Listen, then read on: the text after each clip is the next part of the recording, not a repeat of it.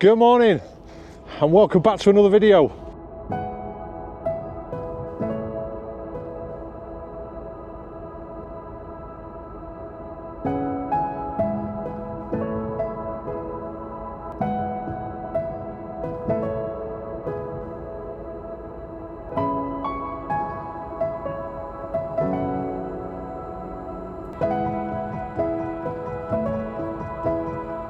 So as you can probably see, I'm surrounded by the white stuff, which means I've either gone to some exotic location abroad or I'm back up in Scotland. And I am back up in Scotland. I'm here for a week. I'm currently in the Cairngorms and I'm chasing that mountain hare in the snow photograph that I've been after for such a long time now. I've got the white stuff, so 50% of the battle's there. I usually find the hare and I've got no snow, so today I've got the snow. I'm going to struggle to find the hare though, I think. As you can probably see, we've got low cloud, almost whiteout conditions, so it's really quite challenging. I've come to a different location. I'm at the Glenshee Ski Resort and I'm going to currently make my way up the side of this mountain to see if I can track any of the mountain hare.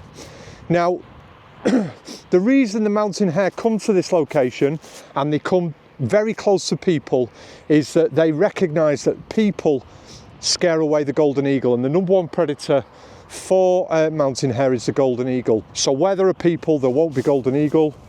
You can probably hear there's plenty of grouse around me at the moment. So they're quite used to people and they'll come quite close to people and they're not that fearful of them.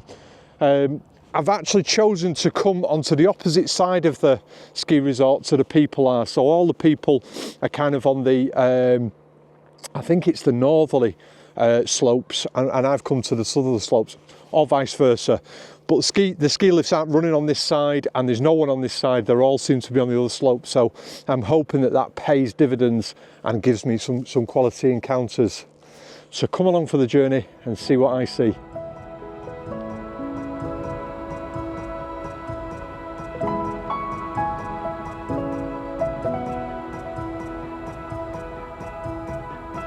So as you can probably see, I've come right up onto the plateau of the mountain.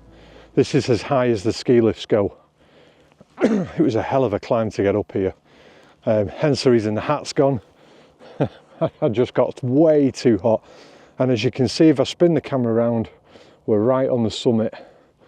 And all I've found so far is grouse. Lots of them, they're everywhere. But no hares. I've found some hare tracks, but they look quite old. I think what happens here is, well, I know it's what happened because we saw them last night when we were arriving into the car park of the Glenshee Ski Resort. There were hare down in the car park and obviously it was pitch black. There's no chance of photographs, but I think they come down into the valley at night to feed, and then when it gets busy they then push back up into the upper reaches of the mountains. So now I'm up on the plateau. I'm just going to have a bit of a scan around and a good look round and see if I can find any.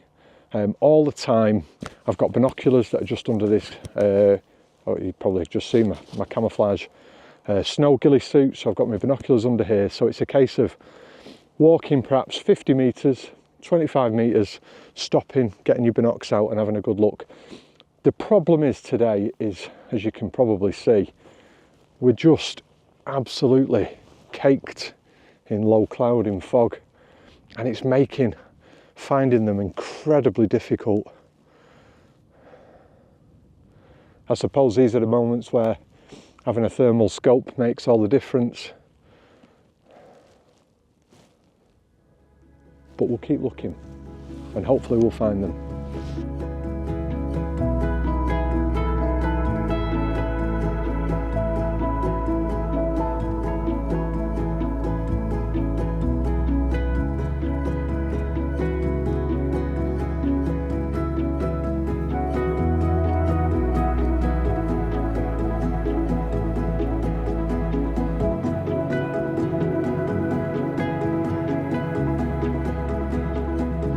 So we've just had our first encounter.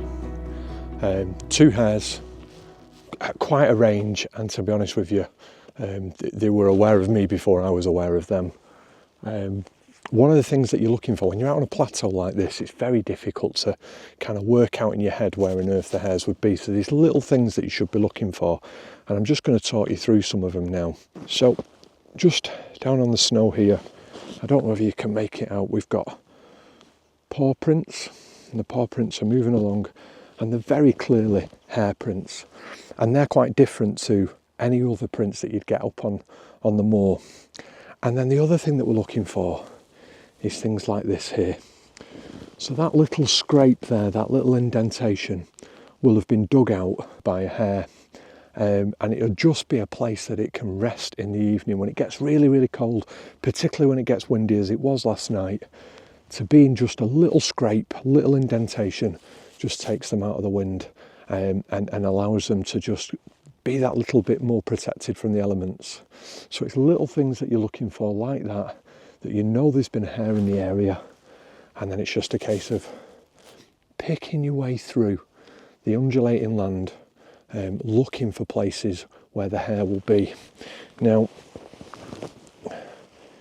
it's highly unlikely that the hare will be out in the open, because obviously by doing that, that makes them sitting duck for a golden eagle. So what you're looking for is rocks or tufts of heather that are stuck up, and they'll nestle in at the side of those. So they're the kind of the areas that we're looking for. And the whole time we're looking, the hare have got their own lookouts, and they're the red grouse, because everywhere I go there seems to be red grouse, and they set off an alarm call and disappear, which is enough to spook the hare and make them move on. So it really is just taking your time and picking through. I've just spotted one. I've just spotted one up on the ridge near the fence. Okay, I'm going to go and try and get that one.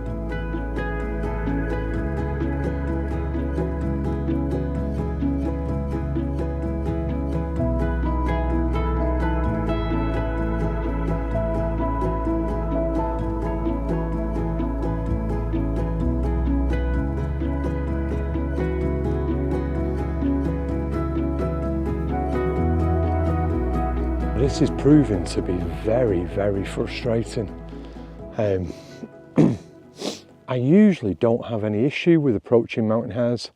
I use a zigzag motion, I don't make eye contact with them, I don't look in their direction, I kind of keep them in my periphery vision, and then as I get closer I drop to the ground, lower my profile, and then edge my way towards them. Here I don't know whether it's because they're not on a hillside and it's a plateau, any movement at all that they spot, they're away, and it's proving really, really difficult.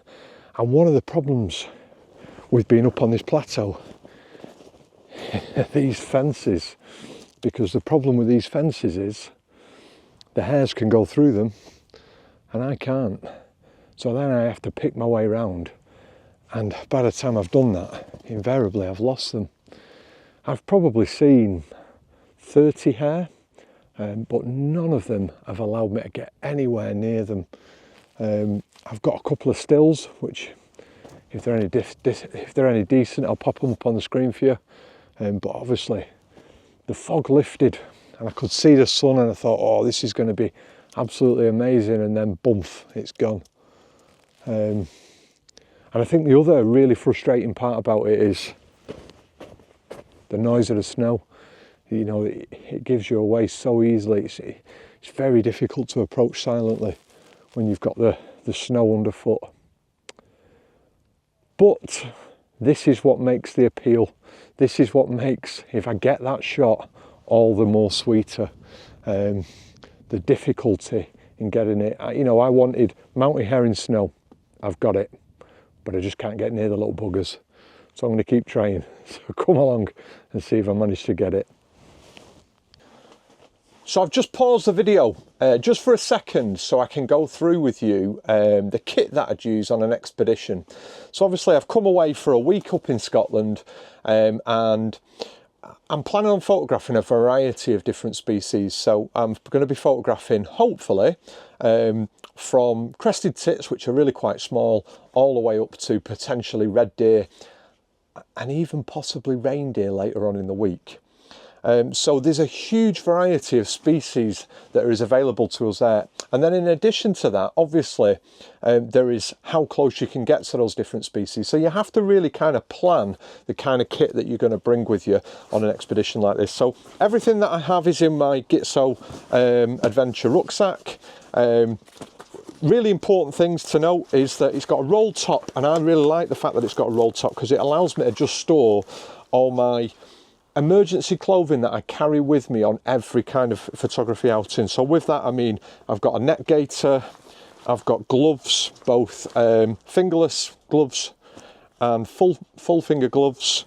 I've got a woolly hat in there, I've got another spare pair of gloves should I need them, and I've got my wildlife watching supplies waterproof cover. So they come with me wherever I go, and then that way I've always got the opportunity of increasing the amount of clothing that I'm wearing to keep myself warm. And when you're in Scotland, that is something that you very much need to do. You know, the temperature last night dropped down to about -3, so it was really, really cold. And then during the daytime, it can climb all the way up to about 7 degrees. So you need to be flexible with the amount of clothing that you've got. I'm going to apologise if you probably hear my dog running around. I've got 2 dogs. One, a Jack Russell, she's nice and asleep on the driver's seat just there. And then I've got a French Bulldog, which has just got a mind of its own. Anyway, right, here we go then. So, in the bag. So I've got my main camera. My main camera that is the Nikon Z9. I absolutely love the Nikon Z9 for wildlife photography for a number of reasons. The frames per second is absolutely sublime. 20 frames per second when it's at its full capacity when you're shooting in RAW. If you went down to JPEG, it will go all the way up to 120 frames per second. But as I shoot exclusively in RAW, it's something that I don't often use. And then obviously the dynamic range is absolutely fantastic in it. The autofocus system on the Nikon Z9 is absolutely fantastic and very flexible. So it allows me to apply different autofocus systems and settings to different environments that I'm going to be shooting. Then attached to that, I've got my Nikon Z 400mm lens. That's the one with the built-in teleconverter. For me, and I have looked at a number of different options before I purchased this one, it just gives me that variety and diversity in the lens that I need.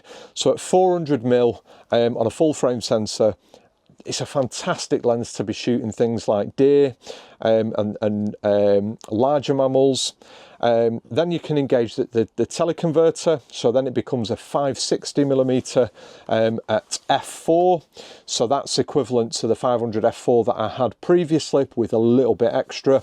And of course I also have the option with the Nikon Z9 of dropping it into DC mode, and then it applies the crop factor and it extends the length even further. So I would say for sort of 90% of my photography, that's the lens that will stay on and I won't deviate from that. However, when you're coming on an expedition such as this one, you have to be diverse. So what else have I brought? Well, all my lenses come in little neoprene bags just to keep them nice and safe.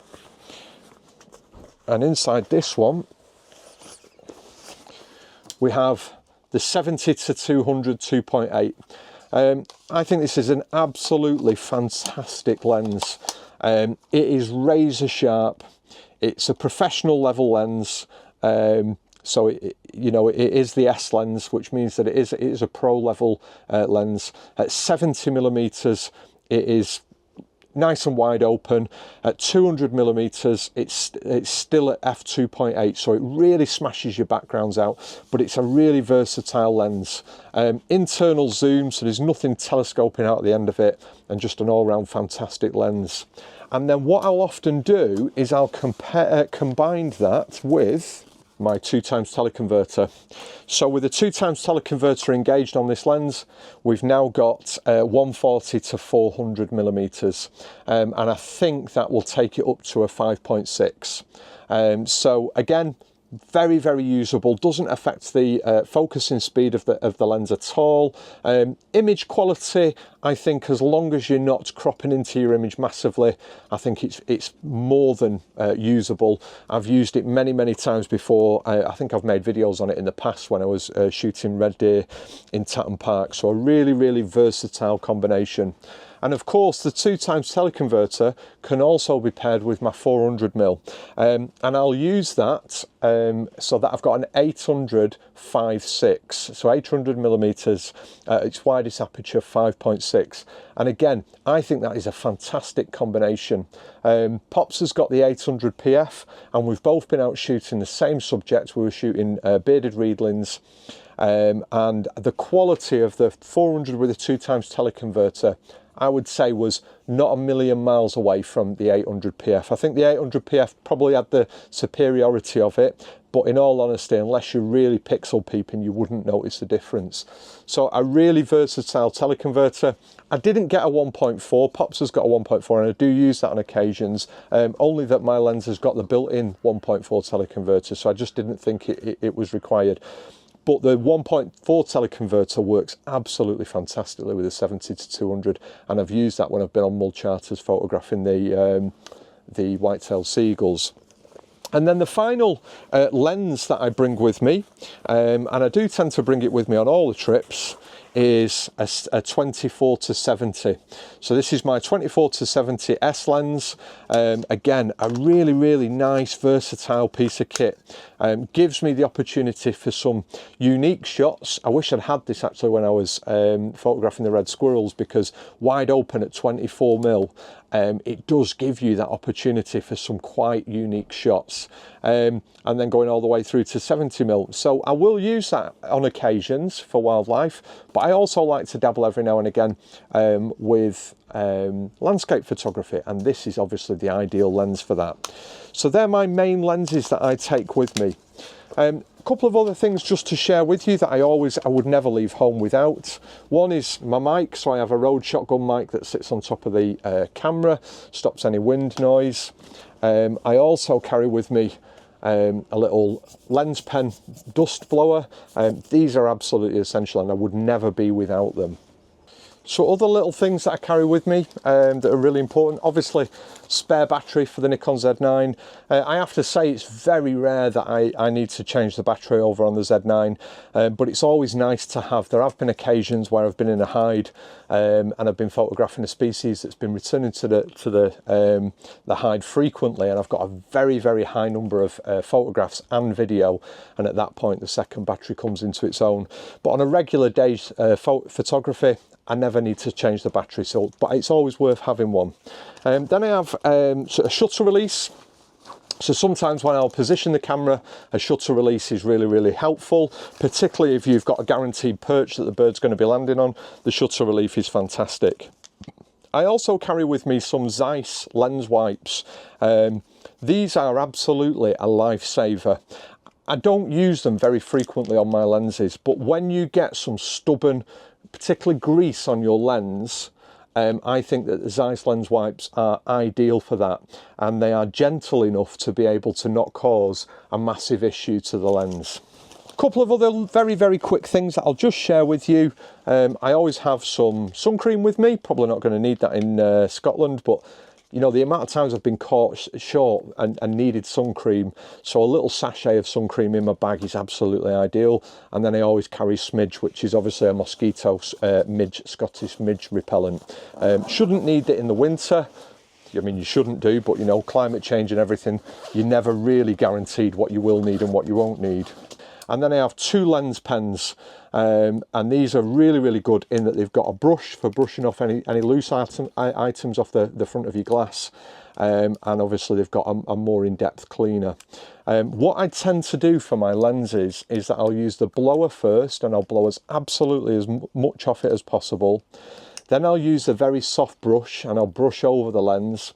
And then if there's anything left at that point, I tend to use the Zeiss wipes rather than the stubborn spot remover on these, because I just think these are a little bit more abrasive and you've got more chance of scratching your lens.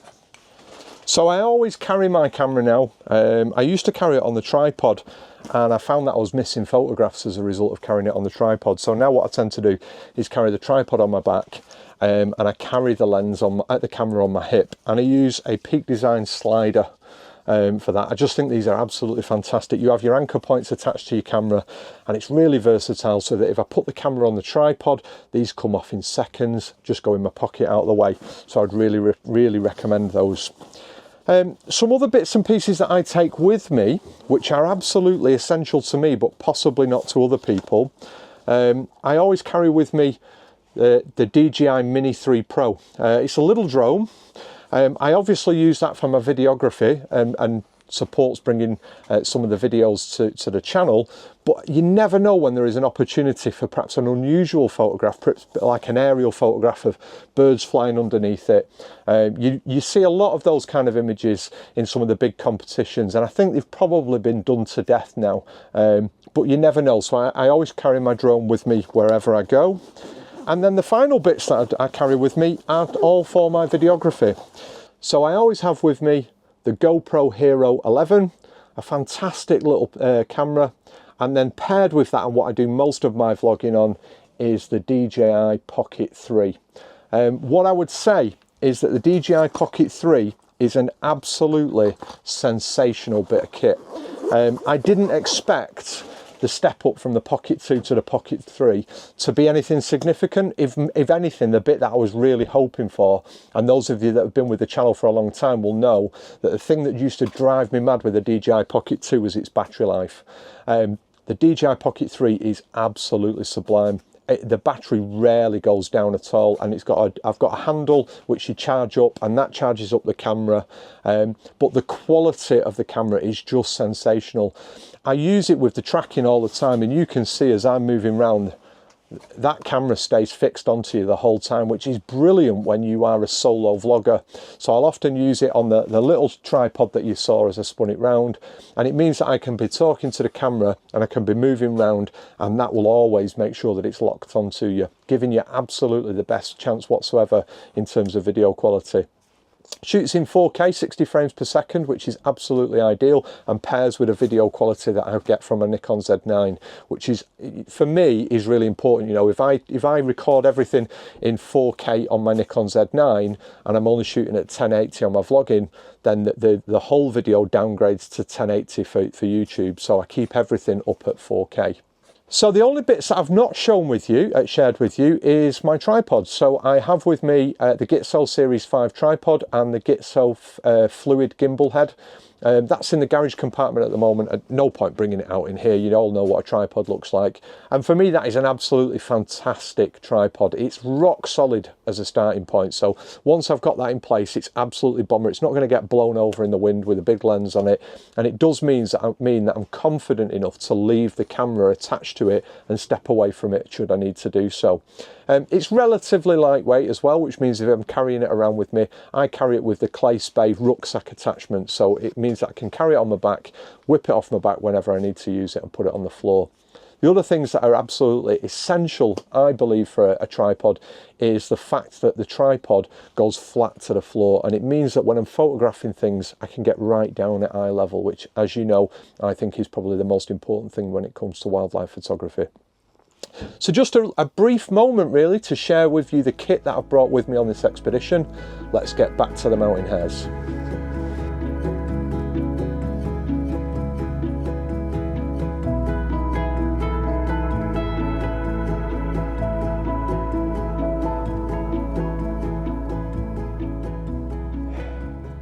Desperate times call for desperate measures. The white balaclava's on now. I have just got a little closer to one, probably closest I've been so far. So concealment, and I literally panther crawled for probably 50 meters to get close to that one. It is proving to be difficult, but just behind me, here in the sky, oh, I think it might have just gone, here in the sky.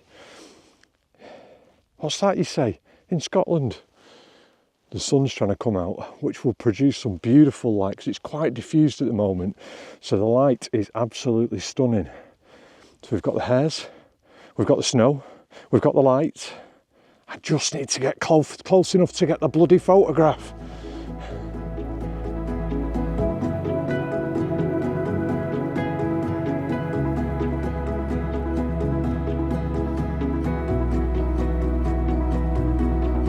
It's not often that I concede in wildlife photography, but I think they've beaten me. I really do think they've beaten me. The problem I've got, I'll get my excuses in early. The problem I've got is the fog. So the fog is really quite dense, as you can probably tell. And what that means is, realistically, to get a decent photograph of them, I need to be within about 20 metres of them. When I photograph them in the Cairngorm Valley, I'm photographing them on the side of the mountain.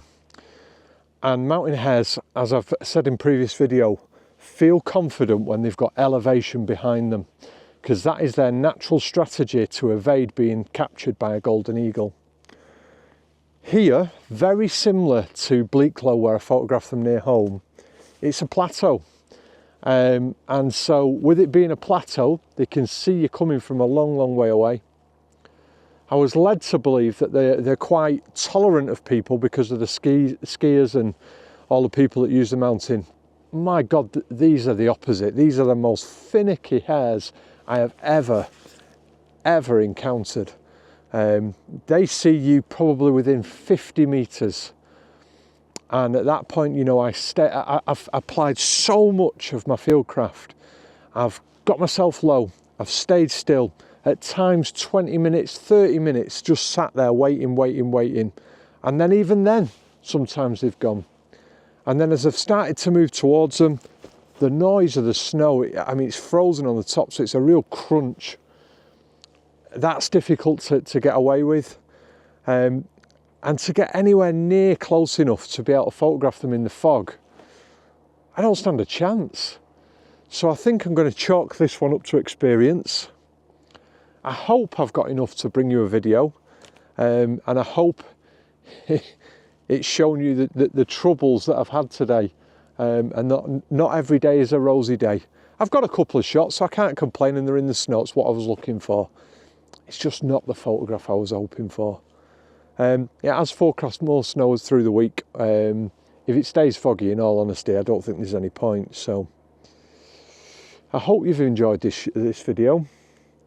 I hope you appreciate the lengths that I've gone to. I'm absolutely exhausted. I've probably covered the best part of 12 kilometres all around this side of this mountain, up and down. So I'm going to go back now. I never brought a drink with me, so I'm absolutely gasping for a drink. So I'm going to go back now and get a drink. Stay with the channel. We've got lots more to come. I'm hopefully going into a hide over near Aberdeen to photograph some buzzards later on in the week. Hopefully I'm going to bring you some crested tits. We tried that on the last one and failed. Maybe that's going to be the story of this winter. Fingers crossed though, we'll get those. And some of the other wildlife that Scotland has to offer.